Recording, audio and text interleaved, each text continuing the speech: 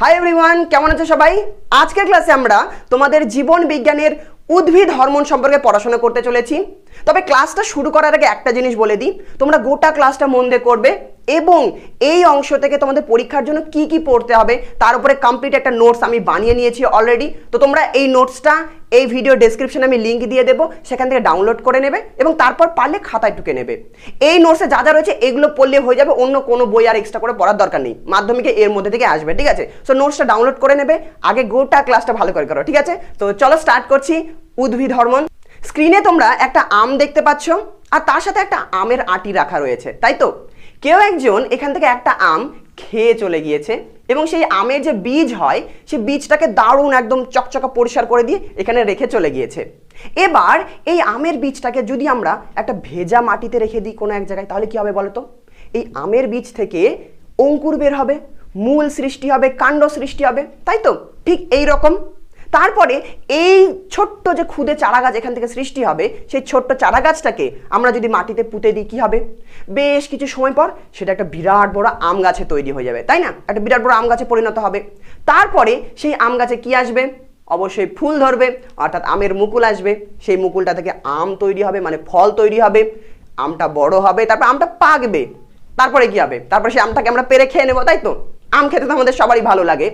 তবে এই যে সুস্বাদু আম, এটাকে আমরা মজায় মজায় একদম খেয়ে তো নিই, কিন্তু কখনো কি এমনটা ভেবে দেখেছো এই যে এত সুন্দর একটা আম তৈরি হলো, এটা কোথা থেকে তৈরি হলো? একটা ওই যে আমের বীজ, যেটা খেতে কিছুটা তেতো লাগে, যেটাকে আমরা ফেলে দিই, ওই বীজটা থেকেই এত বড় একটা আম গাছ তৈরি হয়ে গেল। সেই আম গাছ আবার ওই আমটাই ধরছে, যেটা খেতে এত সুন্দর সুস্বাদু। এই জিনিসগুলো কি করে ঘটছে, কি করে কোনোদিন ভেবে দেখেছো যে একটা বীজ থেকে একটা উদ্ভিদ তৈরি হচ্ছে অটোমেটিক্যালি? আমাদের কিছু করতে হচ্ছে না, প্রকৃতির নিয়ম অনুযায়ী একা একাই গাছ তৈরি হয়ে যাচ্ছে, গাছে ফুল আসছে, সেই গাছে ফল ধরছে। এই জিনিসগুলো কে নিয়ন্ত্রণ করে? কিভাবে এই জিনিসগুলো ঘটে অটোমেটিক্যালি? কখনো কি ভেবে দেখেছো? আবার আর একটা জিনিস, আগের অধ্যায়ে আমরা কি পড়ে এসেছিলাম? উদ্ভিদের চলন পড়ে এসেছিলাম। সেখানে আমরা ফটোট্রপিক চলন সম্পর্কে পড়েছিলাম, মনে আছে? যে উদ্ভিদের গাছপালা মানে উদ্ভিদের যে ডালপালা হয়, সে ডালপালা কি হয়? সবসময় আলোর দিকে বৃদ্ধি পায়, তাই না? একটা পরীক্ষা আমরা করেছিলাম। এই পরীক্ষাটা এখানে আমরা কি দেখছিলাম যে একটা বদ্ধ ঘরের মধ্যে আমরা যদি একটা চারা গাছকে রেখে দিই, এরকম একটা চারা গাছকে যদি আমরা রেখে দিই, সেই চারা গাছে যে ডাল হবে বা সে চারা গাছের যে কাণ্ড, সেটা কোন দিকে বৃদ্ধি পাবে? আলোর দিকে বৃদ্ধি পাবে। একটা এরকম চারা গাছকে ধরো আমরা বদ্ধ ঘরে রেখে দিলাম, মানে অন্ধকার ঘরে, আর একদিকে যদি জানালা রেখে দিই, সেই জানালা দিয়েই যদি শুধু আলো আসে, বেশ কিছুদিন পর আমরা কি দেখব?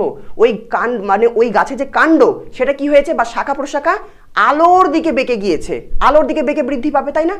এটাকে আমরা কি বলছিলাম? ফটোট্রপিক চলন। যে উদ্ভিদে এইরকম আলোর দিকে বৃদ্ধি পাচ্ছে, এটাকে আমরা বলছি ফটোট্রপিক চলন। এটা তো পড়েছিলাম যে এই ঘটনাটাকে এইটা বলে, কিন্তু এই প্রশ্নটা কি তোমাদের মনে তখন জেগেছিল যে গাছটা অটোমেটিক্যালি নিজে নিজে কি করে বেঁকে যাচ্ছে? যেমন এখানে এই দাদুটাকে তোমরা দেখতে পাচ্ছ, এই দাদুটা একটা প্রশ্ন করছে, এই ছোট্ট গাছটাকে জিজ্ঞেস করছে, tell me how you see little plant. এই যে ক্ষুদে শিশু, তুমি আমাকে বলো তুমি কি করে দেখতে পাচ্ছ? তোমার তো চোখ নেই, তাহলে তুমি দেখতে পেলে কি করে? আমাদের না হয় চোখ আছে, আমরা বুঝতে পারছি এই দিক দিয়ে আলো আসছে। তোমার তো কোনো চোখ নেই, তোমার তো স্নায়ুতন্ত্র নেই, তুমি বুঝলে কি করে যে ওই দিক থেকে আলো আসছে আর ওই দিকে তুমি নিজের মতো করে বেঁকে গেলে? আমাদের না হয় স্নায়ুতন্ত্র আছে, আমাদেরকে কেউ ডাকলে আমরা শুনতে পাই, কেউ যদি আমাদেরকে ছোঁয় আমরা বুঝতে পারি কেউ একজন ছুঁয়েছে, তাই তো? তো এই দাদুটার মতোই তোমাদের মনে কি কখনো প্রশ্ন জেগেছে যে কি করে উদ্ভিদ নিজে থেকে বৃদ্ধি পাচ্ছে, ফল দিচ্ছে, ফুল দিচ্ছে, তারপরে উত্তেজনায় সাড়াও দিচ্ছে, যে একদিকে উদ্দীপনা আসছে, সেই উদ্দীপনার সাপেক্ষে সে সাড়া প্রদানও করছে? এই জিনিসগুলো কে নিয়ন্ত্রণ করে বলো তো? জানো? জানো না? সেটাই জানবো আমরা আজকের ক্লাসে। তাহলে চলো পুরো আমাদের পড়াটা শুরু করছি এইবার।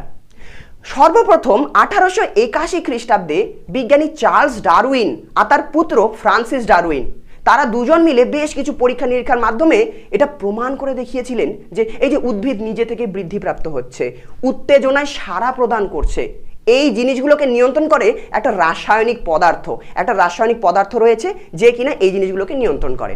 তারও পরবর্তীকালে 1905 খ্রিস্টাব্দে বেলিস ও স্টার্লিং এই দুজন বিজ্ঞানী ওই রাসায়নিক পদার্থটার একটা নাম দিলেন, সেটা হচ্ছে হরমোন। এবং তারা সর্বপ্রথম যেই হরমোনটা আবিষ্কার করেছিল তার নাম হচ্ছে সিক্রিটিন। যদিও সেটা তারা প্রাণীর দেহে পেয়েছিল, মানে প্রাণী দেহ থেকে তারা একটা হরমোন আবিষ্কার করেছিল, সেটা হরমোনটার নাম হচ্ছে সিক্রিটিন।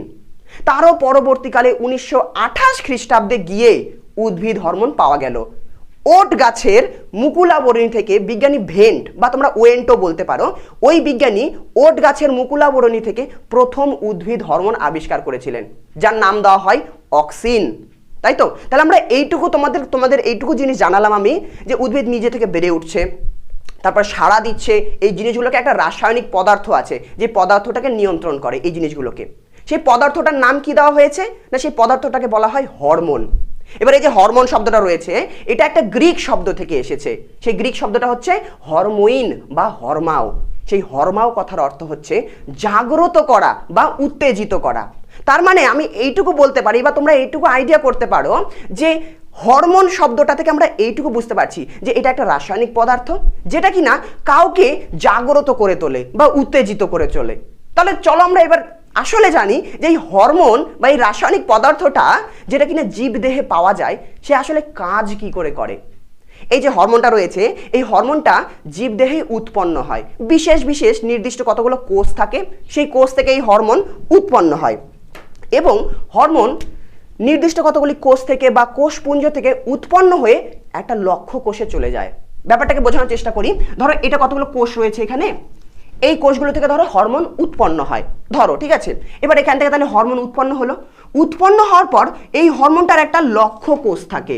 লক্ষ্য কোষ বলতে মানে এই হরমোনটা জীবদেহের কোন কোষের উপরে গিয়ে কাজ করবে, মানে কোন কোষটার কার্যকারিতাকে সে নিয়ন্ত্রণ করবে, তার একটা এরকম লক্ষ্য থাকে যে একটা হরমোন উৎপন্ন হলো, এই হরমোনটা ওই কোষের উপরে কাজ করবে। তো কোনো একটা হরমোন যেই কোষের উপরে কাজ করে সেই কোষকে বলা হয় লক্ষ্য কোষ বা টার্গেট কোষ। যেমন তোমরা এখন এই ক্লাসটা করছো, কেন করছো? তোমাদের একটা লক্ষ্য রয়েছে, তোমাদের একটা টার্গেট আছে যে জীবন বিজ্ঞানে মাধ্যমিকে আমি 100তে 100 আনবই, আর আমিও তোমাদের সেই জিনিসে সাহায্য করবো গোটা বছর, ঠিক আছে, সেই আশ্বাসটা দিচ্ছি। তো তোমাদের যেমন একটা লক্ষ্য রয়েছে, এই হরমোনেরও একটা লক্ষ্য কোষ থাকে যে এই কোষের উপর হরমোনটা কাজ করবে। তো যেই কোষের উপর হরমোন তার কাজ করে সেই কোষটাকে আমরা বলছি লক্ষ্য কোষ বা টার্গেট কোষ। এবার হরমোন উৎপন্ন হলো, তারপর সেই হরমোনটা কি করবে, তার লক্ষ্য কোষে বাহিত হবে, তার লক্ষ্য কোষে চলে গেল।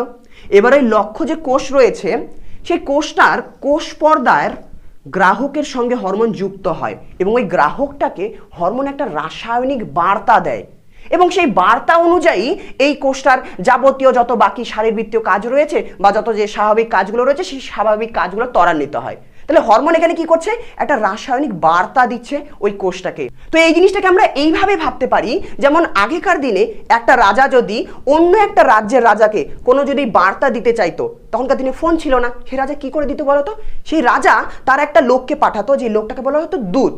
তো রাজা কি করতো, তার দূতটাকে অন্য রাজ্যে পাঠাতো। তো সেই দূত অন্য রাজ্যের রাজার কাছে গিয়ে বার্তা দিত যে মহারাজ আপ हमारे राजा के सामने आत्मसमर्पण कीजिए नहीं तो हम हमला बोल देंगे। তো এই ধরনের যুদ্ধের বার্তা হোক বা শান্তির বার্তা হোক, সেই বার্তাগুলোকে কে বহন করতো? একটা দূত বহন করতো। এক্ষেত্রেও হরমোন কি করছে, এক জায়গা থেকে উৎপন্ন হচ্ছে, উৎপন্ন হয়ে সে তার লক্ষ্য কোষে গিয়ে ওই কোষের কোষ পর্দায় থাকা গ্রাহকের সঙ্গে গ্রাহককে একটা রাসায়নিক বার্তা দিচ্ছে। এই জন্য হরমোনকে বলা হয় রাসায়নিক দূত, যেহেতু একটা রাসায়নিক বার্তা প্রদান করছে হরমোন, আর হরমোন নিজেও একটা রাসায়নিক পদার্থ, সেই জন্য হরমোনকে বলা হয় রাসায়নিক দূত। এইভাবে হরমোন কি হয়, তার উৎপত্তি স্থল থেকে উৎপন্ন হয় এবং খুব অল্প মাত্রায় সারা দেহের কোষে ছড়িয়ে যায় এবং সারা দেহের কোষগুলির মধ্যে বা বলতে পারো সারা দেহের কোষে ছড়িয়ে যায়। তারপর ওই কোষের যাবতীয় যত রাসায়নিক বিক্রিয়া ঘটে কোষের মধ্যে, সেই সমস্ত রাসায়নিক বিক্রিয়াগুলিকে হরমোন নিয়ন্ত্রণ করে। এক কথায় আমরা বলতে পারি হরমোন জীবদেহের সারা জীবদেহের মধ্যে একটা রাসায়নিক সমন্বয় গড়ে তোলে। এই জন্যই হরমোনকে বলা হয় রাসায়নিক সমন্বয়কারী বা কেমিক্যাল কোঅর্ডিনেটর। বোঝা গেল?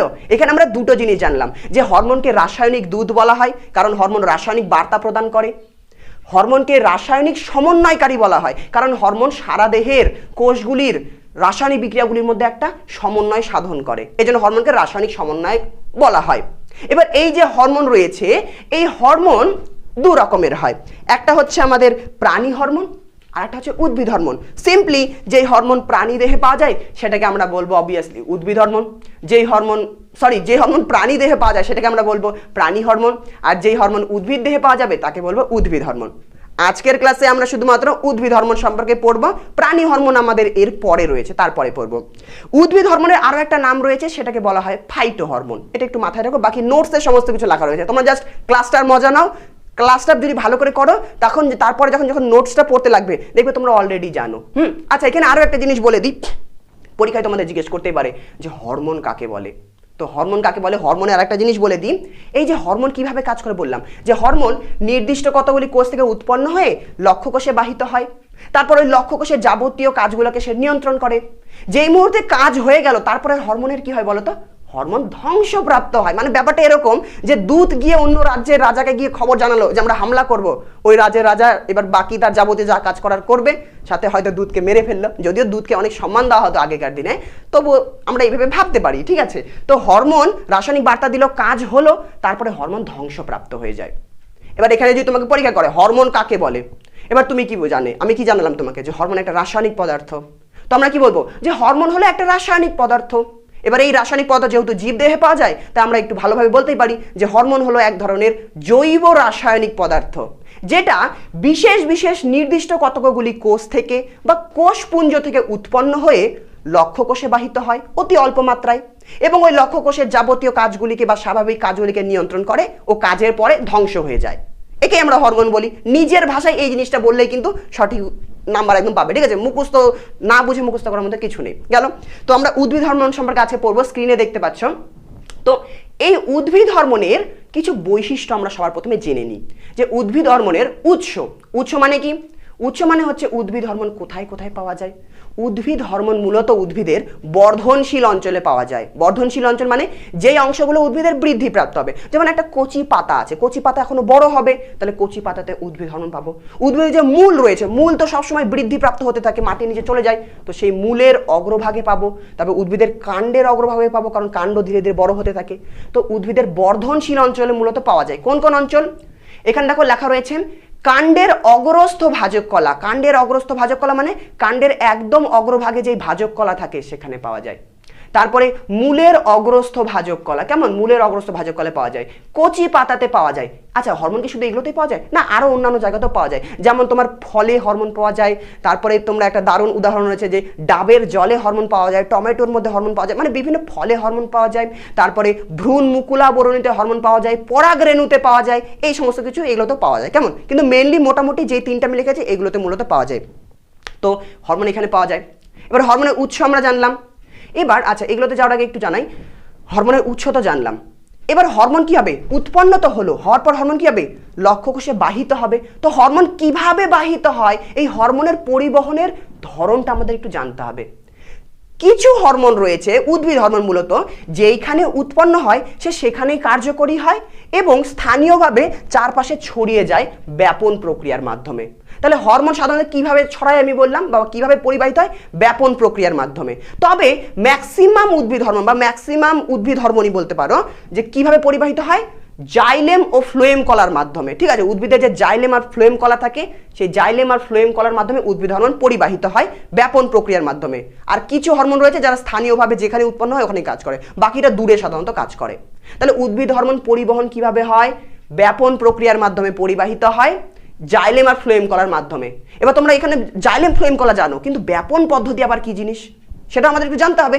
কোনো কনফিউশন আমরা রাখবো না, ঠিক আছে।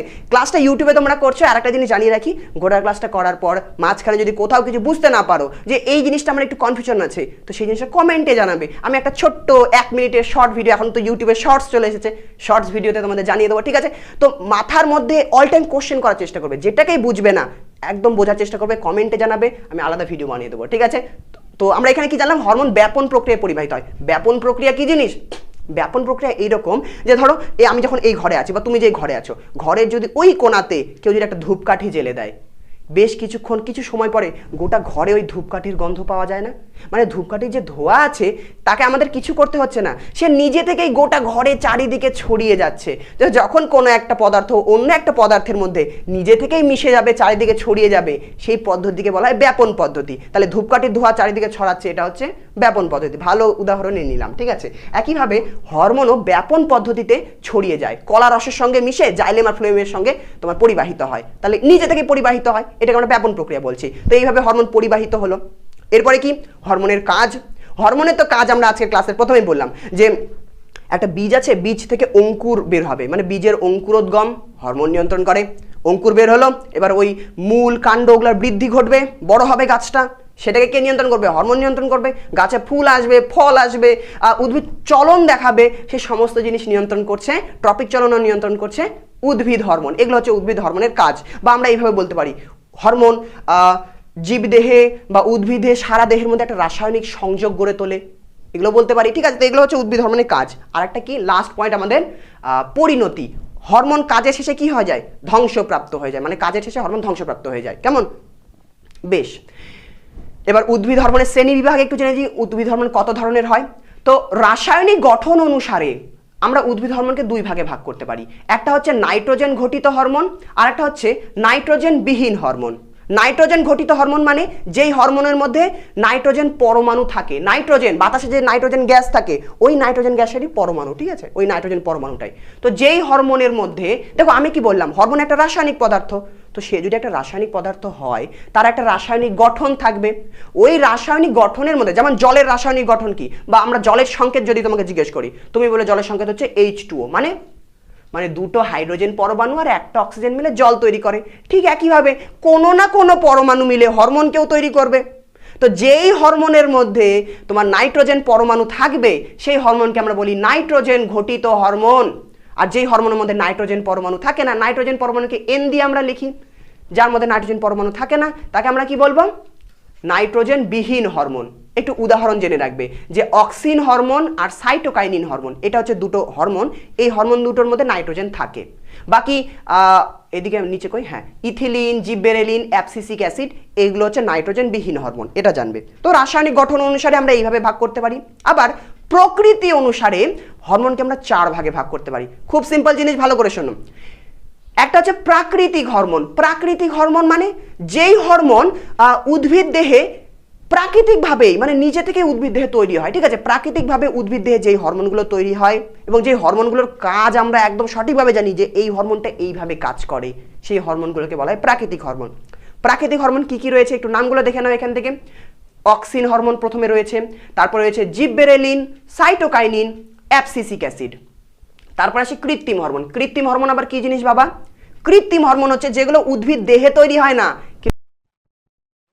মানুষ পরীক্ষাগারে যে হরমোনগুলো বিভিন্ন পদ্ধতির মাধ্যমে যে হরমোনগুলো আমরা নিজে থেকে তৈরি করি, উদ্ভিদ দেহে তৈরি হয় না, আমরা ল্যাবরেটরিতে পরীক্ষাগারে যে হরমোনগুলো আমরা তৈরি করি, এবং সেই হরমোনগুলো এই প্রাকৃতিক হরমোনের মতোই কাজ করে, সেগুলোকে বলা হয় কি? প্রাকৃতিক, তোমার কৃত্রিম হরমোন। কৃত্রিম হরমোনের মধ্যে আমাদের অনেক কৃত্রিম অক্সিনও রয়েছে, কৃত্রিম জিববেরেলিনও রয়েছে। কিছু উদাহরণ আমি এখানে দিয়ে দিয়েছি, যেমন IBA, indole butyric acid, NAA, naphthalene acetic acid, 2,4-D, two four dichlorophenoxy acetic acid, IPA, indole propionic acid বা প্রোপানোইক অ্যাসিড না প্রোপিওনিক অ্যাসিড, কিছু একটা নাম রয়েছে। তো এগুলো হচ্ছে কৃত্রিম হরমোনের উদাহরণ। এগুলোর নাম তোমাদের সিলেবাসে নেই, জানিয়ে দিচ্ছি। ঠিক আছে, তো অনেকেই অনেক বইতে এগুলোর সম্পূর্ণ নামও দেওয়া রয়েছে, মাধ্যমিকে এগুলো সম্পূর্ণ নাম দেবে না, কারণ সিলেবাসে নেই। বাকি তোমরা একটু দেখে রাখবে এখান থেকে। আচ্ছা, আরেক ধরনের হরমোন আছে প্রকল্পিত হরমোন। প্রকল্পিত হরমোন আবার কি জিনিস? প্রকল্পিত হরমোন হচ্ছে যেই হরমোন উদ্ভিদ দেহেই তৈরি হয়, প্রাকৃতিক হরমোনের মতোই প্রাকৃতিকভাবে উদ্ভিদ দেহে তৈরি হয়, এবং সেগুলো আমরা আমরা কাজও জানি যে এই হরমোন এই কাজ করে, কিন্তু কিভাবে কাজ করে বা তার রাসায়নিক গঠনটা ঠিক কীরকম সেটা এখনো সঠিকভাবে আমরা জানতে পারিনি, আমরা মানুষেরা জানতে পারিনি। সেই হরমোনগুলো বলা হয় প্রকল্পিত হরমোন। যেমন দুটো উদাহরণ আমি এখানে দিয়ে দিয়েছি, কোথায় গেল, হ্যাঁ, দুটো উদাহরণ দিয়ে দিয়েছি। একটা হচ্ছে ফ্লোরিজেন আর একটা হচ্ছে আমাদের ভার্নালিন। ফ্লোরিজেন এগুলো কাজ কি, ভার্নালিনের কাজ কি, এগুলো সমস্ত কিছু নোটসে দেওয়া রয়েছে, সিলেবাসের বাইরের প্রশ্ন, তবু একটু দেখে নেবে ওখান থেকে। কেমন? লাস্ট হরমোন হচ্ছে গ্যাসীয় হরমোন। গ্যাসীয় হরমোনের উদাহরণ, গ্যাসীয় মানে যে হরমোনটা গ্যাসীয় অবস্থায় থাকে, গ্যাসীয় হরমোনের উদাহরণ হচ্ছে ইথিলিন। ইথিলিন এটা হচ্ছে আমাদের গ্যাসীয় হরমোন। তাহলে উদ্ভিদের প্রকারভেদ জেনে গেলাম, হরমোনের প্রকারভেদ জেনে গেলাম, যে হরমোন প্রাকৃতিক হরমোন হয়, কৃত্রিম হরমোন হয়, বাকি গ্যাসীয় হরমোনও আছে, প্রকল্পিত আছে। এবার তোমাদের পড়তে কি কি হবে? তোমাদের পড়তে হবে শুধুমাত্র 3টে হরমোন মাধ্যমিকে। ঠিক আছে, এই 3টে হরমোন পড়লে হয়ে যাবে। কি কি সেই হরমোন? প্রথমে এদিকে দেখো, অক্সিন হরমোন, দেখো আমি গোল করছি স্ক্রিনে, দেখো ভালো করে। অক্সিন হরমোন, জিববেরেলিন হরমোন আর একটা সাইটোকাইনিন হরমোন। এই 3টে হরমোন তোমাদের সিলেবাসে রয়েছে, এই 3টে আমাদেরকে পড়তে হবে। আজকের ক্লাসে আমরা শুধুমাত্র অক্সিন হরমোন পড়বো, যে অক্সিন হরমোন কোথায় তৈরি হয় আর সেই অক্সিন হরমোনের কাজ আসলে কি, আর কাজের শেষে কি হয়। অবশ্যই কাজের শেষে ধ্বংস হয়ে যায় অক্সিন হরমোন। তো এই দুটো জিনিস, এই 3টে জিনিস আমরা জানবো, তাহলে আমাদের উদ্ভিদ হরমোন শেষ। কেমন? সিম্পল চ্যাপ্টার, কোনো আহামরি কঠিন জিনিস না। আজকে আমরা তাহলে শুরু করছি অক্সিন হরমোন। চলো, অক্সিন হরমোন পড়লে আজকের ক্লাসটা হয়ে যাবে। অক্সিন, দেখো আমি অক্সিন লিখেছি স্ক্রিনে, তার পাশে অক্সিন হরমোনের সংকেত লিখে দিয়েছি যে কার্বন 10টা, হাইড্রোজেন 9টা, অক্সিজেন 2টা আর নাইট্রোজেন 1টা। এই সংকেতটা তোমাদের মাধ্যমিকে জিজ্ঞেস করবে না, কারণ সিলেবাসে নেই, বাকি তুমি সংকেতটা দেখে রাখতে পারো। এই যে অক্সিন হরমোনটা রয়েছে, একটু মনে করার চেষ্টা করো তো। আজকের ক্লাসে প্রথমেই বললাম না যে বিজ্ঞানী ভেন্ট বা ওয়েন্ট ওট গাছ থেকে বা ওট গাছের ওট গাছের মুকুলাবরণী থেকে একটা হরমোন আবিষ্কার করেছিল, প্রথম আবিষ্কৃত উদ্ভিদ হরমোন, সেটার নাম ছিল অক্সিন। তাহলে সেই প্রথম হরমোন যেটা 1928 সালে, বেশ আজ থেকে বলতে পারো কয়েক বছর আগে, আজ এটা কত 2023 সাল, 1928 সালে কয়েক বছর আগে বলতে পারো বা কিছু বছর আগে, তো এই হরমোনটা আবিষ্কৃত হয়েছিল প্রথম। তাহলে অক্সিন হরমোন হচ্ছে প্রথম আবিষ্কৃত উদ্ভিদ হরমোন, মাথায় রাখবে। আর প্রথম আবিষ্কৃত প্রাণী হরমোন কি ক্লাসে বলেছি, একটু কমেন্টে জানিয়ে দাও দেখি ঝট করে। তো চলো ক্লাসে এগোই। তো প্রথম আবিষ্কৃত উদ্ভিদ হরমোন হচ্ছে অক্সিন, আর সেটাকে আমরা প্রথমে পড়তে চলেছি। এই অক্সিন নামটি এসেছে একটা গ্রিক শব্দ থেকে, যেটা হচ্ছে অক্সেইন। গ্রিক শব্দ অক্সেইন থেকে অক্সিন হরমোনটার নাম এসেছে। এই অক্সেইন কথার অর্থ হলো বৃদ্ধি করা। তাহলে অক্সিন যার অর্থ কি বৃদ্ধি করা, তার মানে এই বৃদ্ধি করা বা এই অক্সিন নামটা থেকে বুঝতে পারছি এই হরমোন হয়তো উদ্ভিদের বৃদ্ধিতে সাহায্য করে। তো একদম সঠিক ভেবেছ, অক্সিন হরমোন হলো উদ্ভিদের প্রধান বৃদ্ধি নিয়ন্ত্রক হরমোন। এটাকে মনে রাখবে কেমন, এটি উদ্ভিদের প্রধান বৃদ্ধি নিয়ন্ত্রক হরমোন, আর এটা হচ্ছে প্রথম আবিষ্কৃত হরমোন। আরেকটা জিনিস জানতে হবে, অক্সিন হরমোনের রাসায়নিক নাম। অক্সিন হরমোনের রাসায়নিক নাম কি বলতো? অক্সিন হরমোনের রাসায়নিক নাম হচ্ছে IAA। এখানে ব্র্যাকেটে IAA লিখে দিয়েছি। IA এর পুরো নাম হলো ইন্ডোল অ্যাসিটিক অ্যাসিড। ঠিক আছে, ইন্ডোল অ্যাসিটিক অ্যাসিড, বা আরো সঠিকভাবে বলতে চাইলে ইন্ডোল 3 অ্যাসিটিক অ্যাসিড, দুটোই বললেই ঠিক দেবে তোমাকে, কেমন? এবার এই অক্সিন হরমোনের রাসায়নিক নাম দেখো কি কি রয়েছে। ইন্ডোল কথাটা রয়েছে, আরেকটা রয়েছে অ্যাসিটিক অ্যাসিড। এই নামটা থেকে আমরা বুঝতে পারছি অক্সিন হরমোন হয়তো অ্যাসিড ধর্মী, কারণ তার রাসায়নিক নাম acetic acid, indole acetic acid. এখান থেকে মনে রাখবে অক্সিন হরমোন হচ্ছে অ্যাসিড ধর্মী হরমোন, জৈব অ্যাসিড ধর্মী হরমোন হচ্ছে অক্সিন। আর এই অক্সিনের নামে দেখো প্রথমে একটা ইন্ডোল নামটা আসছে। এই ইন্ডোল নামটা কেন আসছে বলো তো তার রাসায়নিক নামে? কারণ অক্সিন হরমোনের মধ্যে একটা গ্রুপ অবস্থান করে, যে গ্রুপটাকে বলা হয় ইন্ডোল গ্রুপ বা ইন্ডোল বর্গ অবস্থান করে। ঠিক আছে, এবার তোমরা বলবে ইন্ডোল বর্গ আবার কি জিনিস দাদা বোঝাও, তো এটা এখন বোঝার দরকার নেই, এটা তোমরা যখন 11-12 উঠবে তখন রসায়ন বিদ্যায় তোমরা জানবে যে এই ইন্ডোল বর্গ এই জিনিসগুলো আসলে কি। এখানে জাস্ট মনে রাখবে অক্সিনের রাসায়নিক নাম ইন্ডোল অ্যাসিটিক অ্যাসিড, কেমন? তাহলে তোমাকে যদি পরীক্ষায় বলা হয় যে অক্সিনের রাসায়নিক উপাদান কি কি, রাসায়নিক উপাদান মানে মনে রাখবে কি কি পরমাণু দিয়ে তৈরি। তাহলে অক্সিন হরমোনে যদি রাসায়নিক উপাদান জিজ্ঞেস করা হয় তো কি কি বলবে? দেখো অক্সিন হরমোন যেটা আমরা অক্সিনের সংকেত দেখি, অক্সিনে কার্বন পরমাণু রয়েছে, হাইড্রোজেন পরমাণু আছে, অক্সিজেন আছে আর নাইট্রোজেন আছে। মানে কার্বন আছে, হাইড্রোজেন আছে, অক্সিজেন আছে, নাইট্রোজেন আছে। তাহলে যদি বলা হয় অক্সিনের রাসায়নিক উপাদান কি, তো তোমরা বলবে অক্সিন কার্বন, হাইড্রোজেন, অক্সিজেন আর নাইট্রোজেন দ্বারা গঠিত একটা হরমোন বা একটা জৈব অ্যাসিড ধর্মী হরমোন, বা ইন্ডোল বর্গযুক্ত একটা জৈব অ্যাসিড ধর্মী হরমোন, যত ভালো করে বলতে পারো, কেমন? তো এখানে মনে রাখবে চন, CHON, এই কথাটা মনে রাখবে। চন মানে কি? অক্সিনের রাসায়নিক উপাদান, চন, CHON। তো অক্সিনের রাসায়নিক উপাদান আমরা জেনে গেলাম। রাসায়নিক উপাদান যেটা আমি বললাম সেটা এখানে লেখা রয়েছে পাশে। বাকি এবার অক্সিন হরমোনের উৎস চলো দেখে নিই। অক্সিন হরমোন কোথায় কোথায় পাওয়া যায়? অক্সিন হরমোন কাণ্ডের অগ্রস্থ ভাজক কলায় পাওয়া যায়, তারপর মূলের অগ্রস্থ ভাজক কলায় পাওয়া যায়, কচি পাতাতে পাওয়া যায় অক্সিন হরমোন, তারপরে ফুলের যে পরাগরেণু হয় ওই পরাগরেণুতে পাওয়া যায়, এছাড়া ভ্রূণ মুকুলাবরণীতে পাওয়া যায় অক্সিন হরমোন। এগুলো হচ্ছে অক্সিন হরমোনের প্রধান প্রধান উৎস, কেমন? মেন উৎস হচ্ছে এটাই মনে রাখবে, সবকটা উৎস মনে রাখবে যেগুলো যেগুলো আমি বললাম, সব MCQ তো তোমাদের দিতে পারে। ঠিক আছে, তো অক্সিন হরমোনের উৎস আমরা জানলাম। তারপরে কি আছে? পরিবহন। অক্সিন হরমোন উৎপন্ন কোথা থেকে হলো জেনে গেলাম। এবার অক্সিন হরমোন পরিবহন কিভাবে হয়, অক্সিন হরমোন কিভাবে পরিবাহিত হয়, এটা তোমাদের মাধ্যমিকের সিলেবাসে নেই, কিন্তু জেনে রাখো কিভাবে পরিবাহিত হয়।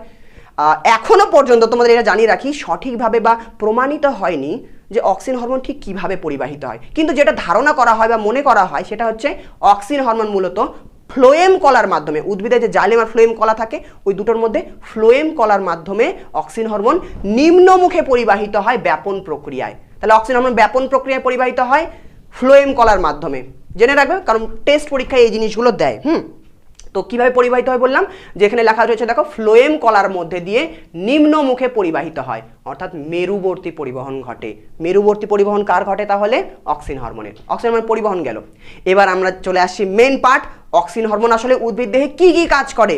এই অক্সিন হরমোনের কাজগুলো আমরা জেনে নেব, যে অক্সিন হরমোন এই কাজ করে ওই কাজ করে, তাহলে আজকের ক্লাস শেষ। ঠিক আছে, কাজগুলো কিন্তু খুব ইন্টারেস্টিং। প্রথম কাজ দেখো কি দেওয়া রয়েছে, অক্সিন হরমোনের ভূমিকা, কি কি ভূমিকা মানে কাজ।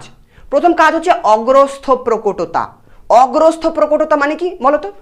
অক্সিন হরমোন আসলে কি করে, উদ্ভিদের যে কাণ্ডের ওপরে যে অগ্রমুকুল থাকে, একদম ডালের ওপরে বা কাণ্ডের অগ্রমুকুল যে থাকে, সেই অগ্রমুকুলের বৃদ্ধি ঘটায়।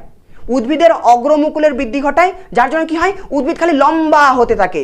কিন্তু উদ্ভিদের যে কাণ্ড রয়েছে, সেই কাণ্ডের আশেপাশে যে তোমার মুকুলগুলো থাকে, বা আমরা বলতে পারি কাক্ষিক মুকুল বা যে পার্শ্বীয় মুকুল থাকে, সেই পার্শ্বীয় মুকুলগুলোকে সে বাড়তে দেয় না। এর ফলে কি হয়, গাছ খালি লম্বা হবে, ডালপালা বেশি বেরোবে না। তাহলে গাছকে লম্বা হতে সাহায্য করে অক্সিন হরমোন, এবং অক্সিন হরমোন কি করে, পার্শ্বীয় মুকুলের বৃদ্ধি ব্যাহত করে, মানে আশেপাশে ডালপালা গজাতে দেবে না। এক্ষেত্রে অক্সিন হরমোন কি করছে, যে অগ্রমুকুলেরই শুধু বৃদ্ধি ঘটাচ্ছে। এই ঘটনাটাকে বলা হয় অগ্রস্থ প্রকটতা, যে অগ্রমুকুলের বৃদ্ধিটাই প্রাধান্য পাচ্ছে, পার্শ্বীয় মুকুলের বৃদ্ধি প্রাধান্য পাচ্ছে না। এই ঘটনাটাকে বলা হয় অগ্রস্থ প্রকটতা। যেমন এখানে তোমরা ছবি দেখতে পাচ্ছ, এই গাছগুলো এত লম্বা কেন হয়েছে, কারণ এগুলো হরমোনের যে মাথাতে একদম যে মাথাতে যে ভাজক কলা রয়েছে, সেই অগ্রস্থ ভাজক কলাতে অক্সিন হরমোন বেশি কার্যকরী রয়েছে। এবং এই অক্সিন হরমোন কি করছে, খালি উদ্ভিদটাকে লম্বা হতে সাহায্য করছে, আশেপাশে কিন্তু ডালপালা সে বেশি গজাতে দেবে না। তাহলে যেই গাছে ডালপালা থাকে না, মনে রাখবে সেই গাছে অক্সিন হরমোন বেশি কার্যকরী হচ্ছে। কেমন? তাহলে অক্সিন হরমোন কি করে, অগ্রমুকুলের বৃদ্ধি ঘটায় এবং পার্শ্বীয় মুকুলের বৃদ্ধি ব্যাহত করে। এই ঘটনাটাকে বলা হয় অগ্রমুকুলের প্রাধান্য বা অগ্রস্থ প্রকটতা। বোঝা গেল? অগ্রস্থ প্রকটতা মানে অক্সিন হরমোন লম্বা হতে সাহায্য করে। পরের কাজ কি, কোষ বিভাজন। দেখো আমি এখানে রয়েছি, আজ থেকে 2-3 বছর পর হয়তো আমাকে দেখতে একটু আলাদা হবে, বা একটু হয়তো সাইজে আমি বড় হয়ে যাব, বা আজ থেকে 10 বছর আগে আমি আরো ছোট ছিলাম। আমার বৃদ্ধি ঘটছে ক্রমাগত, অক্সিন হরমোনও উদ্ভিদের বৃদ্ধি ঘটাচ্ছে। এবার আমরা বৃদ্ধি কেন হচ্ছে, কারণ আমার দেহে যে কোষগুলো আছে, ওই কোষগুলো বিভাজিত হচ্ছে। প্রথমে আমার দেহে একটা কোষ ছিল, প্রথমে আমার দেহে একটা কোষ আছে, ওই একটা কোষ থেকে দুটো কোষ তৈরি হয়ে যাচ্ছে। কোষ, একটা কোষ 2 ভাগে ভাগ হয়ে দুটো কোষ তৈরি হয়ে যায়, তারপর সেই কোষটা ধীরে ধীরে আকারে বড় হতে থাকে।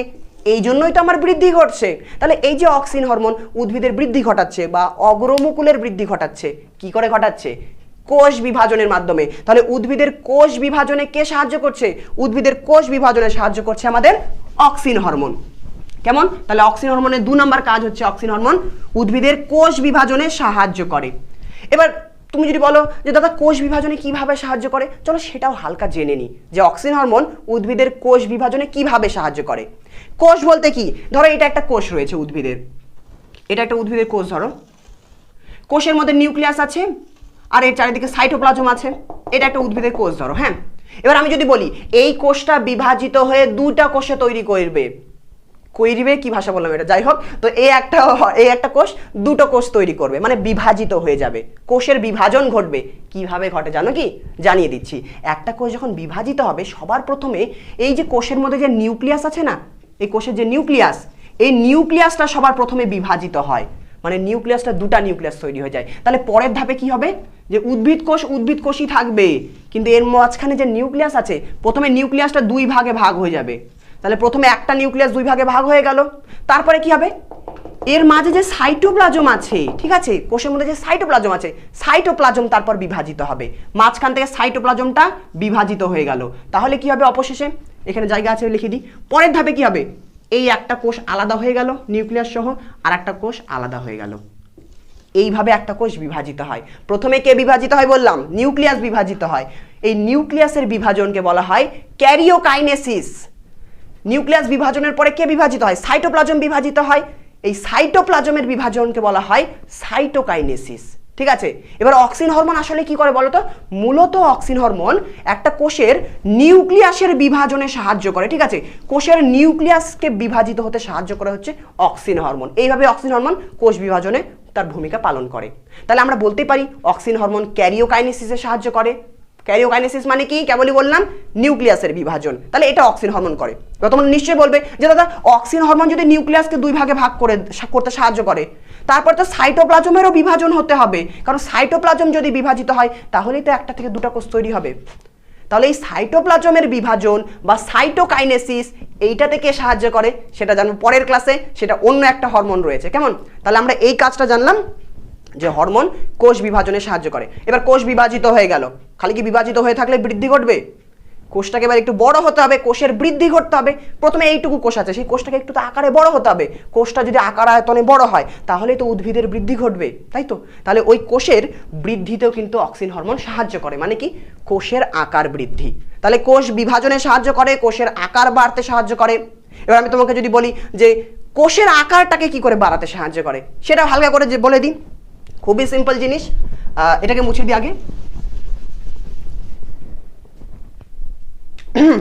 ধরো এটা একটা কোষ আছে, আমি গোল করে আছি, ঠিক আছে? ধরো এটা একটা উদ্ভিদ কোষ বিভাজিত হয়েছে। এবার এই কোষটাকে বড় করতে হবে।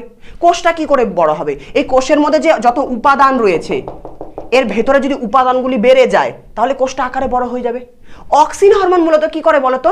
কোষের যে কোষ প্রাচীর থাকে চারিদিকে, যে কোষ প্রাচীরটা থাকে, ওই কোষ প্রাচীরটাকে অক্সিন হরমোন নমনীয় করে তোলে, ঠিক আছে? নমনীয় করে, কোষ প্রাচীরকে নমনীয় করে তুললো। তারপরে অক্সিন হরমোন কি করে? তারপরে অক্সিন হরমোন ওই কোষের বা ওই কোষ প্রাচীরের ভেতরে বা ওই কোষের ভেতরে নতুন উপাদান সঞ্চয় করে। কোষ প্রাচীরকে নমনীয় করে, তারপর কোষ প্রাচীরে নতুন উপাদান সঞ্চয় করে, এবং নতুন উপাদান যখন এর মধ্যে ধীরে ধীরে নতুন উপাদান জমতে থাকে তত কোষটা আকারে ধীরে ধীরে ধীরে ধীরে বড় হতে থাকে। ব্যাপারটা আমরা এইভাবে ভাবতে পারি যে ধরো আমার কাছে একটা লোহার তৈরি ফাঁপা বল আছে, ঠিক আছে? আমার কাছে একটা ফাঁপা বল আছে যার ভেতরটা ফাঁকা, কিন্তু সেটা লোহার তৈরি। আর একটা চামড়া বলি কেন, রাবারের বল আছে ধরো, ঠিক আছে? দুটোই ভেতরে ফাঁকা রয়েছে ধরো, ঠিক আছে? এবার এই লোহার বলের ভেতরে ধরো আমি বালি ঢুকিয়ে দিলাম, পুরোটা বালি ভরে দিলাম, রাবারের বলের ভেতরে বালি ভরে দিলাম। এবার লোহার বলের আশেপাশের যে পর্দা রয়েছে বা যে প্রাচীর রয়েছে তার প্রাচীরটা শক্ত, তার ভেতরে আমরা বাইরে থেকে কি আর কোনো বালি ঢোকাতে পারবো? একবার যদি বালি ভরে দিই আর বালি ঢুকবে না, যার ফলে তার আকারও বাড়বে না। কিন্তু যে রাবারের বল রয়েছে, সেই রাবারের বলের যে প্রাচীর আছে তার সেই প্রাচীরটা নমনীয় আছে, তার ফলে কি হবে? ওই রাবারের বলের মধ্যে আমরা ইচ্ছে করে আরো বেশি করে উপাদান ভরতে পারবো ওর মধ্যে, আর ধীরে ধীরে রাবারের বলটা একটু আয়তনে বা আকারে বড় হতে থাকবে। এই অক্সিন হরমোন এটাই করে, কোষের কোষ প্রাচীরটাকে সে নমনীয় করে তোলে। 1 নম্বর কাজ। 2 নম্বর কাজ, ওই কোষ প্রাচীরের মধ্যে কি করে? সে নতুন উপাদান সঞ্চয় করে, যার ফলে কোষটা একটু আকারে বড় হয়ে যায়। অক্সিন হরমোন আর একটা কাজ করে, কি করে বলো তো? এবার এই রাবারের বলের মধ্যে আমি যদি বাইরে থেকে হাওয়া ঢুকিয়ে দিই আরও আয়তনে বেড়ে যাবে না? অক্সিন হরমোন কি করে? কোষের মধ্যে গহ্বর তৈরি করে দেয়, ফাঁকা স্থান সৃষ্টি করে দেয়। এবার যদি এই কোষের মধ্যে একটা এক্সট্রা করে বাড়তি একটা গহ্বর তৈরি হয়ে যায়, মানে একটা ফাঁকা স্থান তৈরি হয়ে যায়, তাহলে অটোমেটিক্যালি কোষটার ভিতরে জিনিসপাতি তো ছিলই, এবার একটা যদি ফাঁকা জায়গা তৈরি করে দেয় অক্সিন হরমোন, তাহলে কোষটার আয়তনও বেড়ে যাবে। এইভাবে অক্সিন হরমোন কোষের আকার আয়তন বৃদ্ধি করে। দেখো আমরা ডিটেলসে কেন যাচ্ছি? তোমরা যখন এই জিনিসগুলো জানবে যে আচ্ছা অক্সিন হরমোন এইভাবে কাজ করে, তো জিনিসগুলোকে বুঝতে ভালো করে পারবে, মনে রাখতে পারবে, আর পরীক্ষা জিজ্ঞেসও করতে পারে। যে আমরা ক্লাসে শেষে বলে দেবো তোমাকে, ঠিক আছে? যে এই কোন অংশ থেকে কি কি প্রশ্ন জিজ্ঞেস করতে পারে। যেমন এখান থেকে বলতে পারি অক্সিন হরমোন কিভাবে কোষের আকার আয়তন বৃদ্ধি করে। তো 3টা তোমাদের ধাপ বললাম। প্রথমে কোষ প্রাচীর নমনীয় করে, তারপর নতুন উপাদান সঞ্চয় করে, তারপরে কোষের ভিতরে ভ্যাকুয়াল সৃষ্টি করে বা গহ্বর সৃষ্টি করে, ঠিক আছে? তো এটা অক্সিন হরমোনের কাজ ছিল, কোষের আকার বৃদ্ধি করা। পরের কাজ কি? পরের কাজ হচ্ছে অক্সিন হরমোন মূল সৃষ্টি করতে সাহায্য করে। উদ্ভিদের মূল সৃষ্টি করতে অক্সিন হরমোন সাহায্য করে, তারপরে মূলের বৃদ্ধি ঘটাতে সাহায্য করে। এর একটা কাজ আমি বলে দিই, যেমন গোলাপ গাছে কি ফুল হয়? আম গাছে তো আঁটি হয় বা বীজ হয়, সেই বীজ থেকে নতুন আম গাছ তৈরি হয়ে গেল। গোলাপ গাছে তো কোনো ফল ধরে না বাবা, গোলাপ গাছে তো কোনো বীজও থাকে না, তাহলে গোলাপ গাছ থেকে আরেকটা গোলাপ গাছ কি করে তৈরি হয়? কি করে আমরা তৈরি করি? গাছের ডাল কেটে দিই, গোলাপ গাছ থেকে একটা ডাল কাটলাম, ওই ডালটা কেটে এবার মাটিতে পুঁতে দিলাম। এবার ওই কাটা অংশটা থেকে মূল যে সৃষ্টি হবে, ওই মূল সৃষ্টি করতে কে সাহায্য করে? Auxin hormone. তাহলে মনে রাখবে অক্সিন হরমোন মূল সৃষ্টি করতে সাহায্য করে। ইভেন তুমি যদি কোনোদিন নার্সারিতে যাও, হ্যাঁ, তাদের কাছে হরমোন থাকে, তাদের কাছে এই অক্সিন হরমোন, এই হরমোনগুলো থাকে। তারা কি করে? কৃত্রিম হরমোন, অবশ্যই কৃত্রিম অক্সিন হরমোন, যেটা পরীক্ষাগারে তৈরি করা হয়েছে। তারা কি করে? গোলাপ গাছের ডাল কাটবে, ওই কাটা অংশটাকে অক্সিন হরমোনের দ্রবণে তারা ডোবাবে, তারপর ওটাকে এবার যদি মাটিতে তারা লাগিয়ে দেয় তাহলে কি হবে বলতো? ওই কাটা অংশটা থেকে সহজে মূল সৃষ্টি হয়ে যাবে, যার ফলে যে গোলাপ গাছের যে ডাল তারা কাটলো ওই ডাল থেকে গাছ হবেই। কেমন? এইভাবে তারা অক্সিন হরমোনটাকে কাজে লাগায়। তাহলে হরমোনটা আমাদের কাজেও লাগছে। আর অক্সিন হরমোন কি হলো? মূল তো তৈরি হবে, সাথে মূলের বৃদ্ধি করতেও সাহায্য করে। উদ্ভিদের যে মূল থাকে না, আমি গাছ আঁকছি একটা, এখানে দেখা যাচ্ছে, হ্যাঁ, এখানে যদি একটা গাছ আঁকি আমি এইভাবে, এই গাছের যে মূল আছে, যত দিন যায় গাছের মূল তত বৃদ্ধি পেতে থাকে এবং মাটির নিচে তত চলে যায়। তো এই যে মূলের যে বৃদ্ধি ঘটছে বা মূলের অগ্রভাগের যে ভাজক কলা, সেই ভাজক কলা ধীরে ধীরে বিভাজিত হচ্ছে, এবং সেই ভাজক কলা বিভাজিত হয়ে হয়ে মূলের যে বৃদ্ধি ঘটছে সেই বৃদ্ধিটা কে ঘটাচ্ছে? মূলের অগ্রভাগে থাকে অক্সিন হরমোন। অক্সিন হরমোন কোষ বিভাজন ঘটায়, আর কোষ বিভাজন ঘটলে মূলের বৃদ্ধি ঘটবে। কিন্তু একটা জিনিস মাথায় রাখবে, উদ্ভিদের যে মূল আছে, এই উদ্ভিদের মূল বেশি অক্সিন হরমোন থাকলে বৃদ্ধিপ্রাপ্ত হয় না। যত অক্সিন হরমোনের ঘনত্ব কম হবে মূল তত বেশি বৃদ্ধিপ্রাপ্ত হয়। এটা উল্টো। যেমন উদ্ভিদের কাণ্ডের ক্ষেত্রে কি হবে বলতো? এটা ধর উদ্ভিদের একটা কাণ্ড, এই মাথার দিকে যদি বেশি অক্সিন হরমোন থাকে, যেখানে বেশি অক্সিন হরমোন থাকবে সেখানে তত বেশি বৃদ্ধি ঘটবে। যত বেশি অক্সিন হরমোন থাকবে তত বেশি বৃদ্ধি ঘটবে। মানে আমরা বলতে পারি উদ্ভিদের কাণ্ডের কোষ বেশি অক্সিন ঘনত্বে সক্রিয় হয়, এবং উদ্ভিদের মূলের কোষ যত কম অক্সিন থাকবে, যত কম অক্সিনের ঘনত্ব যত কম হবে তত মূল বৃদ্ধি পাবে। তাহলে আমরা বলতে পারি উদ্ভিদের মূলের কোষ কম অক্সিন ঘনত্বে সক্রিয় হয়। সক্রিয় হয় মানে কোষগুলো বিভাজিত হতে থাকে। কেমন? তো মনে রাখবে অক্সিন হরমোন তোমার কাণ্ডের অগ্রমুকুলের বৃদ্ধি ঘটাচ্ছে, মূলের বৃদ্ধি ঘটাচ্ছে, কোষের বিভাজনে সাহায্য করছে, কোষটাকে বড় হতে সাহায্য করছে, মূল সৃষ্টি করতে সাহায্য করছে। আরও একটা কাজ আছে, মানে বলতে পারো অক্সিন হরমোন মেন হরমোন। প্রথমে বললাম না প্রধান বৃদ্ধি নিয়ন্ত্রক হরমোন, মেনলি বৃদ্ধিগুলোকে কে নিয়ন্ত্রণ করছে? অক্সিন হরমোনই। ওই জন্য এত কাজ বেরোচ্ছে। আর একটা কাজ হচ্ছে অক্সিন হরমোন, গাছে ধরো ফুল আছে, ফুল থেকে ফল তৈরি হয়ে যাচ্ছে। কি করে তৈরি হচ্ছে? ওই ফল তৈরি করতে অক্সিন হরমোন সাহায্য করে। আমার গাছে একটা, আমার গাছ বলি কেন, বাড়িতে ধরো একটা আম গাছ আছে, আম গাছ না, একটা উদাহরণই কুমড়ো গাছ আছে ধরো, ঠিক আছে, কুমড়ো গাছও না, কুমড়ো গাছই ধরি, যে কোনো একটা ফলের গাছ আছে, পেয়ারা গাছ আছে, পেয়ারা ফুল আছে। এবার ওই ফুলে ধরো পরাগযোগ ঘটলো, মৌমাছি এসে বা বোলতা এসে পরাগযোগ ঘটিয়ে দিল। তারপর ওই ফুলে যখনই নিষেক ঘটবে, কোনো একটা গাছের ফুলে নিষেক ঘটার পর ওই ফুলের যে ডিম্বাশয় থাকে, সেই ডিম্বাশয়ের মধ্যে অক্সিন হরমোনের ঘনত্ব বেড়ে যায়। আর যখনই অক্সিন হরমোন বেড়ে যাবে তখনই কি হয় বলতো? ওই ফুলের ডিম্বাশয়টা ধীরে ধীরে ফলে পরিণত হয়ে যায়। ফলে পরিণত হলো, তারপর ওই ফলটার ধীরে ধীরে বৃদ্ধি ঘটাতেও সাহায্য করে এই অক্সিন হরমোন। এগুলো হচ্ছে অক্সিন হরমোনের কাজ। তাহলে অক্সিন হরমোনের আর একটা কাজ আমরা বলতে পারি ফলের বৃদ্ধি, ফলকে বাড়তে সাহায্য করে এই অক্সিন হরমোন। এর অনেক কাজও রয়েছে। ও এখানে আর একটা ইন্টারেস্টিং মজার জিনিস রয়েছে, তোমাদের জানিয়ে রাখি।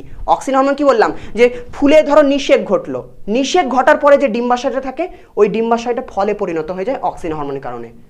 এবার একটা ধরো ফুল আছে, আমি একটা কোনো একটা ধরো একটা তরমুজের ফুল নিলাম, বা যে কোনো একটা ফল, তরমুজই ধরি, তরমুজের ফুলে ধরো কোনো পরাগযোগ ঘটেনি, কোনো নিষেক ঘটেনি।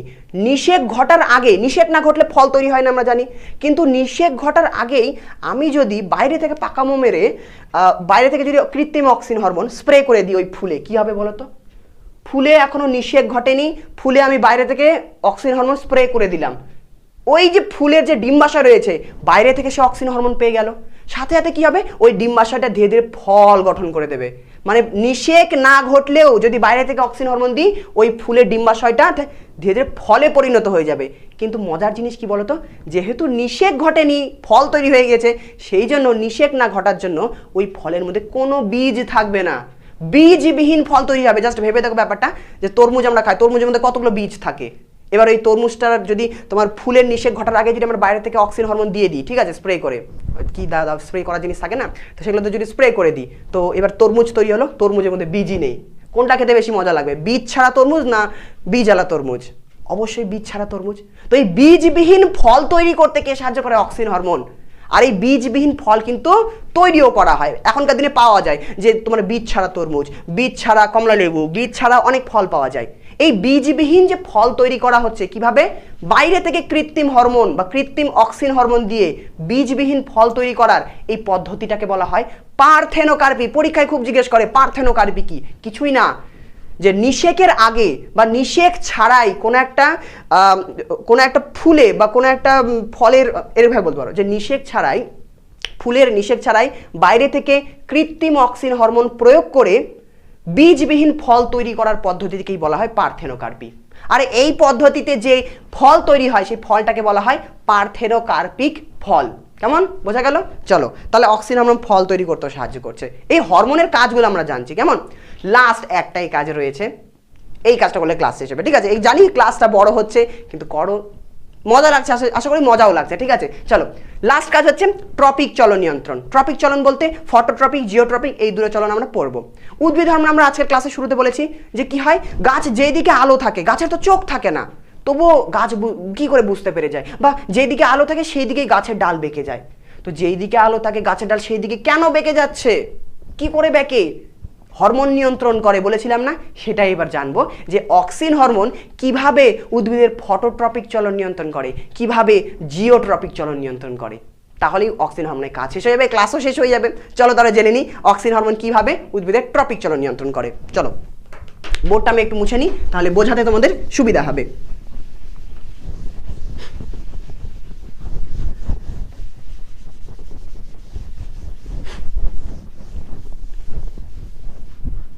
আচ্ছা, খুবই মন দিয়ে একদম যত আশেপাশে কোনো চিন্তা না করে খুবই মন দিয়ে এখন যেটা বোঝাবো সেটা বোঝার চেষ্টা করবে, ঠিক আছে? একদম সম্পূর্ণ মন এখানে দাও। আমি একটা গাছ আঁকছি, আসলে গাছ যেমন দেখতে হয় ওরকম আঁকছি না, সেই জন্য ভালো করে বুঝতে হবে, ঠিক আছে?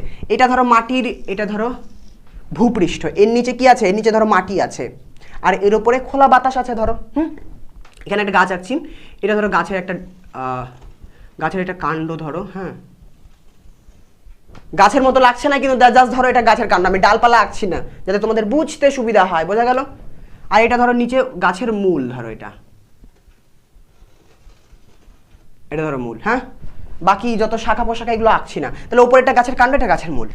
এবার অক্সিন হরমোন সাধারণত উদ্ভিদ দেহে সব জায়গাতেই পাওয়া যায় সাধারণত, কিন্তু কিছু কিছু জায়গায় অক্সিন হরমোনের ঘনত্ব বেশি থাকে। কোন দিকে?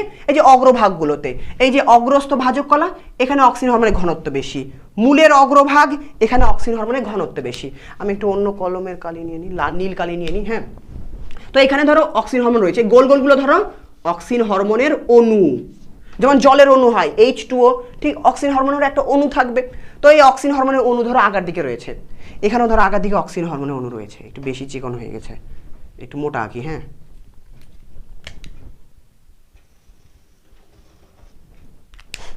এখানে ধরো অক্সিন হরমোনের অণু রয়েছে, এগুলো অক্সিন হরমোনের অণু রয়েছে। এবার অক্সিন হরমোনের একটা বৈশিষ্ট্য আছে, অক্সিন হরমোন আলো থেকে দূরে পালায়। অক্সিন হরমোন কি বললাম? আলো থেকে দূরে পালায়। এবার এখানে যদি সূর্য থাকে বা এই দিক দিয়ে যদি আলো আসে, তাহলে এই যে কোষের এই অংশটা রয়েছে, হ্যাঁ এই অংশের এই ডান দিকে আলো আছে, আর বাম দিকে ছায়া আছে, আর ডান দিকে আলো। অক্সিন হরমোন কি করবে? এই ডান দিকের যে অক্সিন হরমোনের অণুগুলো রয়েছে, এই ডান দিকের অক্সিনের হরমোনগুলো বাম দিকে এসে জড়ো হয়ে যাবে। সবাই কোন দিকে জড়ো হয়ে যাবে? সবাই বাম দিকে জড়ো হয়ে যাবে। তাহলে আমি যদি ছবিটা এইভাবে আঁকতে চাই, এটা গাছের কাণ্ড, সব অক্সিন হরমোন কি করবে? ডান দিকে যেহেতু আলো আছে, অক্সিন হরমোনগুলো সবাই বাম দিকে চলে আসবে, এই যে অক্সিন হরমোন আলো থেকে পালিয়ে যাচ্ছে, এই ঘটনাটাকে বলা হয় অক্সিনের আলোক অবলুপ্তি, ঠিক আছে? আলো থেকে পালিয়ে যাচ্ছে, যেদিকে আলো থাকে সেদিকে অক্সিনের ঘনত্ব কমে যায়, আর যেদিকে আলো থাকে না, ছায়া থাকে, সেই দিকে অক্সিনের ঘনত্ব বেড়ে যায়। তাহলে অক্সিন হরমোনগুলো এইদিকে চলে আসলো। এবার তোমরাই বলো, আমরা আজকের ক্লাসে কি জানলাম? অক্সিন হরমোনের কাজ কি? কোষ বিভাজন করা, তাই তো? কোষ বিভাজন ঘটবে অক্সিন হরমোনের প্রভাবে। এবার দেখো অক্সিন হরমোনগুলো সবাই বাম দিকে চলে এসেছে, তাহলে বাম দিকে উদ্ভিদের যে কোষগুলো থাকবে শুধুমাত্র সেই কোষগুলো বেশি বিভাজিত হবে, আর ডান দিকের যে কোষগুলো থাকবে, বক্স আছে, হ্যাঁ ডান দিকের যে কোষগুলো থাকবে সেই কোষগুলো কম বিভাজিত হবে। এবার তুমি নিজে থেকে ভাবার চেষ্টা করো, আমার এই দুটো হাত মিলে ধরো উদ্ভিদের যে কাণ্ডটা আছে, ঠিক আছে? এবার এটা হচ্ছে ডান দিকে ধরো অক্সিন আছে, কালো মোজাটা ধরো, কালোর অংশটা ধরো অক্সিন হরমোন, আর এই বাম দিকের এটা নেই। এবার ডান দিকে অক্সিন হরমোন বেশি আছে, যার জন্য কি হবে? ডান দিকের কোষগুলোর বিভাজন হবে বেশি, মানে ডান দিকে কোষের সংখ্যা বেড়ে যাবে, তাহলে ডান দিকে বেশি বৃদ্ধি ঘটবে আর বাম দিকে বৃদ্ধি কম ঘটবে। যার ফলে কি হবে? এবার যেহেতু পুরো কাণ্ডটা এইভাবে যুক্ত অবস্থায় আছে, ডান দিকটা যেহেতু বেশি বৃদ্ধি পাবে, সেহেতু এইভাবে বেঁকে যাবে বাম দিকে উদ্ভিদের ডালটা, পুরো ডালটা এইভাবে বেঁকে। বুঝতে পারছো? যদি এখানে তোমরা কল্পনা করার চেষ্টা করো, এখানে দেখার চেষ্টা করো, আলো এই দিক থেকে আসছে, এবার আলো এদিকে আসার জন্য অক্সিন হরমোনগুলো ছায়ার দিকে চলে আসছে। এবার আলোর বিপরীত অংশের কোষগুলো বেশি বিভাজিত হবে, যার জন্য এই দিকটা বেশি লম্বা হওয়ার চেষ্টা করবে। এবার এরা যেহেতু যুক্ত আছে, সেহেতু পুরো কাণ্ডটা এরকম করে আলোর দিকে বেঁকে যাবে, এইভাবে আলোর দিকে বেঁকে যাবে উদ্ভিদের মাথার দিকটা, কারণ এইদিকে অক্সিন হরমোন বেশি আছে। কেমন? ডান দিকে অক্সিন হরমোন নেই, ডান দিকে বিভাজন হবে না, বাম দিকে অক্সিন হরমোন বেশি আছে, বাম দিকে বিভাজন হবে, আর পুরো ডালটা আলোর দিকে বেঁকে যাবে। এইভাবে ফটোট্রপিক চলন নিয়ন্ত্রিত হয়। বোঝা গেল কিভাবে? এরকম আছে, ডান দিকে অক্সিন হরমোন বেশি, ডান দিকে বেশি বিভাজিত হতে থাকবে, আর এরকম বেঁকে যাবে, আলোর দিকে বেঁকে যাবে। কেন আলোর দিকে বেঁকছে? কারণ আলোর উল্টো দিকে, বাম দিকে যদি আলো থাকে, আলোর উল্টো দিকে অক্সিন হরমোন চলে এসে গিয়েছে। কেমন? মূলের ক্ষেত্রে কি হবে? মূলের ক্ষেত্রে দেখো ডান দিকে আলো আছে, কি হবে? এই হরমোনগুলো বাম দিকে চলে আসবে সবাই, তাহলে ডান দিকের হরমোনগুলো থাকবে না। এবার মনে করো তো কাণ্ডের কোষ, যেই দিকে অক্সিন হরমোন বেশি থাকবে সেই দিকে কাণ্ডের বৃদ্ধি হয়, আমি বললাম কাণ্ডের কোষ বিভাজিত হয়, কিন্তু উদ্ভিদের মূল কম অক্সিন ঘনত্বে বিভাজিত হয়, মানে সক্রিয় হয়। মানে কি? মানে মূলের যে কোষগুলো থাকবে সেই কোষগুলো কিন্তু যদি কম অক্সিন থাকে তাহলে বেশি বিভাজিত হয়। বললাম না মূলের ক্ষেত্রে উল্টো হয়। তাহলে মূলের ক্ষেত্রে কি হবে? নিচের দিকে যদি এই ছবিটা তোমরা দেখার চেষ্টা করো, ডান দিকের এই অংশগুলোতে অক্সিন হরমোন নেই, তাহলে এই অংশগুলোতে বিভাজন বেশি হবে, আর যেই দিকে অক্সিন হরমোন বেশি জমে গিয়েছে সেদিকে কম বিভাজন হবে, যার জন্য উদ্ভিদের মূল আলোর বিপরীত দিকে বেঁকে যাবে, এরকম করে এই দিকটা বেশি বেঁকে যাবে। কেমন? তার ফলে কাণ্ডে দেখা যাবে আলোক অনুকূলবর্তী চলন, আর মূলে দেখা যাবে আলোক প্রতিকূলবর্তী চলন। আচ্ছা, তো ফটোট্রপিক চলন কিভাবে নিয়ন্ত্রিত হয় আশা করি বুঝতে পেরেছো। আর একটা রয়েছে জিওট্রপিক চলন, চলো সেটা জেনে নিই। জিওট্রপিক চলন কিভাবে নিয়ন্ত্রিত হয়? জিওট্রপিক চলনটাও মজার জিনিস, একই রকমই ব্যাপারটা, সেটা একটু বুঝে নিন ঝটপট। চলো এগুলো আমি পুরোটা মুছে দিই, এখানে সূর্য মুছে দিই।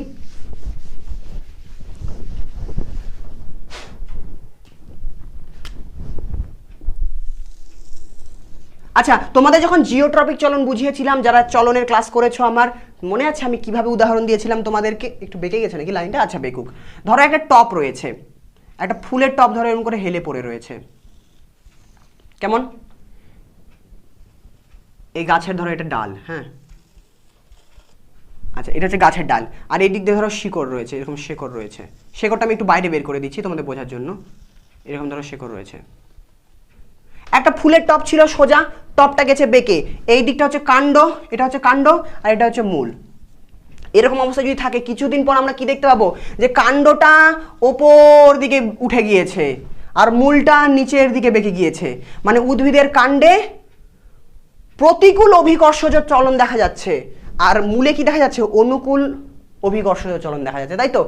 নেগেটিভ জিওট্রপিক চলন আর পজিটিভ জিওট্রপিক চলন। তো এই যে তোমার হচ্ছে জিওট্রপিক চলন ঘটছে, এই জিওট্রপিক চলনটা কি করে ঘটছে সেটা একটু জেনে নিই। দেখো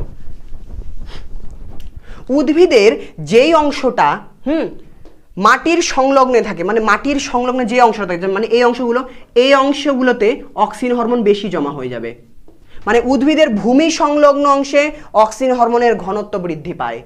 বোঝা গেল? তাহলে এই ক্ষেত্রে যে শিকড় রয়েছে, মূল আছে, এই মূলের ভূমি সংলগ্ন অংশ, এই অংশ মানে নিচের দিকটাতে তোমার হরমোন বেশি বেড়ে যাবে। এবার নিচের দিকটা যদি হরমোন বেড়ে যায় তাহলে কি হবে? বলেছি আজকেই যে উদ্ভিদের কাণ্ডের কোষ বেশি অক্সিন ঘনত্বে সক্রিয় হয়, যার ফলে কি হবে? নিচের দিকে অক্সিন হরমোন বেশি আছে, তাহলে নিচের দিকের কোষগুলো বেশি বিভাজিত হবে, আর এর ওপরের দিকে অক্সিন হরমোন নেই, তাহলে ওপর দিকে কম বিভাজিত হবে, যার জন্য এই ডালটা কি হবে? নিচের দিকে বেশি বিভাজিত হলে এইরকম করে বেঁকিয়ে যাবে, তাই তো? পুরো কাণ্ডটা এরকম করে ওপর দিকে ধীরে ধীরে বেঁকে যাবে, ধীরে ধীরে ওপর দিকে বৃদ্ধি পাবে, এরকম করে ওপর দিকে বেঁকে যাবে। একইভাবে মূলের ক্ষেত্রে কি হবে? নিচের দিকে অক্সিন হরমোন বেশি আছে, কিন্তু মূলের কোষ তো কম অক্সিন ঘনত্বে সক্রিয় হয়, মানে কি? অক্সিন হরমোন যেখানে কম হবে সেখানে কোষ বেশি বিভাজিত হবে।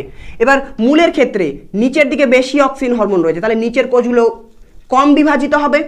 ওপর দিকে অক্সিন হরমোন নেই, তাহলে ওপর দিকে যদি অক্সিন হরমোন না থাকে তাহলে ওপরের এই কোষগুলো বেশি বিভাজিত হবে। তাহলে মূলের কোষ যেহেতু কম অক্সিন ঘনত্বে সক্রিয় হয়, সেই জন্য উদ্ভিদের মূল কি হবে?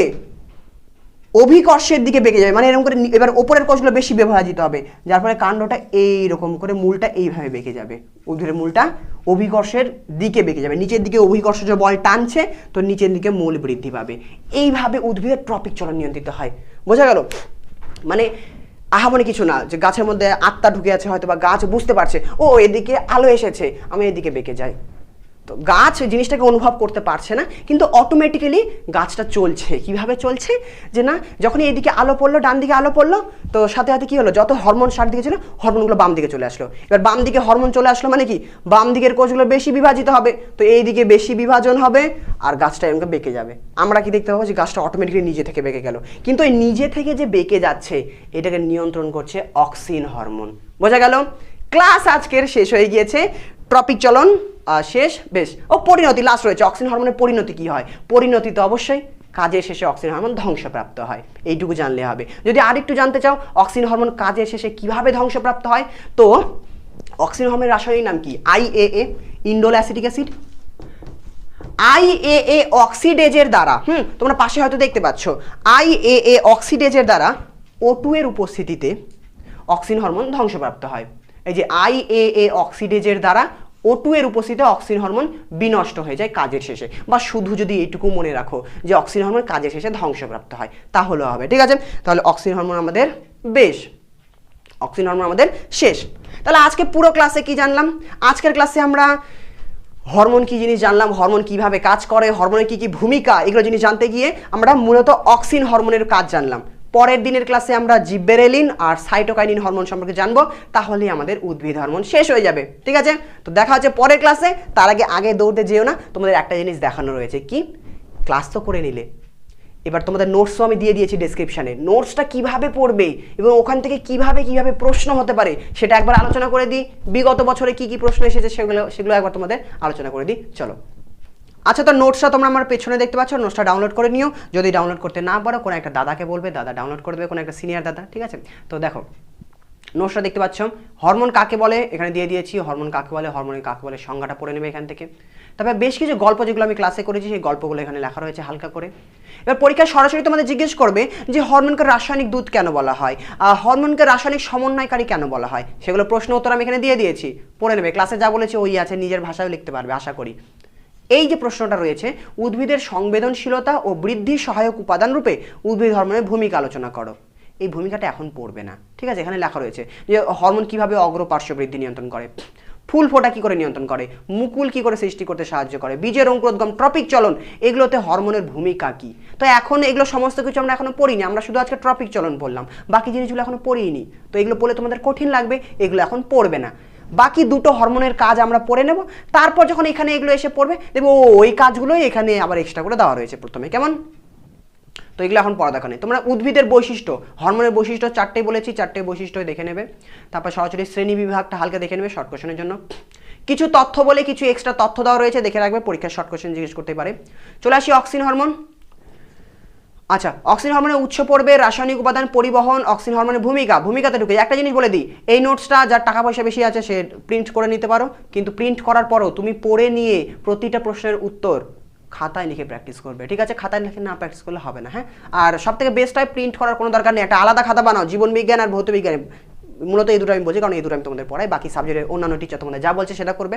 তো জীবন বিজ্ঞান ভৌত বিজ্ঞান খাতা বানাতে হবে, একটা পার্সোনাল নোট খাতা। তো সেই খাতাতে এই জিনিসগুলো সব টুকে নেবে, ঠিক আছে। যা যা রয়েছে সব কিছু খাতায় টুকবে, নিজের যখন টুকবে লিখতে লিখতে হালকা মুখস্থ হয়ে যাবে। পরীক্ষায় বলতে পারে অগ্রস্থ প্রকটতা কাকে বলে, এখানে সংজ্ঞা দেওয়া রয়েছে। কোষ বিভাজন, তারপরে কোষের আকার বৃদ্ধি, মূলের বৃদ্ধি ও সৃষ্টি, যা যা ক্লাসে বলেছি, ফলের বৃদ্ধি, পার্থেনোকার্পিকি, এগুলো সমস্ত কিছু দেওয়া রয়েছে। ট্রপিক চলন, এই সমস্ত জিনিস দেওয়া রয়েছে। ফটোট্রপিক চলন কি করে নিয়ন্ত্রণ করে, জিওট্রপিক চলন কি করে নিয়ন্ত্রণ করে, সমস্ত কিছু লেখা রয়েছে এখানে। একটা জিওট্রপিক চলন উদ্ভিদ হরমোন কিভাবে নিয়ন্ত্রণ করে বা অক্সিন কি করে নিয়ন্ত্রণ করে তার একটা এক্সট্রা উত্তর দেওয়া রয়েছে। গেল কিছু তথ্য বলে কিছু তথ্য এখানে দেওয়া রয়েছে, তথ্য দেখে নেবে। বেশ, আচ্ছা, এই অংশ থেকে তোমাদের মাধ্যমিক পরীক্ষাতে আজ অবধি, এটা 2023 সাল, 23 সালে এখনো মাধ্যমিক পরীক্ষা হয়নি, কিন্তু 2022 অবধি কি কি প্রশ্ন এসেছে আমি বলে দিই। 2022 সালে একটা প্রশ্ন এসেছিল এই অংশ থেকে, তার আগের বছরগুলোতে কোশ্চেন আসেনি। কি এসেছিল? উদ্ভিদের বৃদ্ধি সংক্রান্ত কোন কোন কাজ অক্সিন দ্বারা নিয়ন্ত্রিত হয় তার একটি তালিকা তৈরি করো।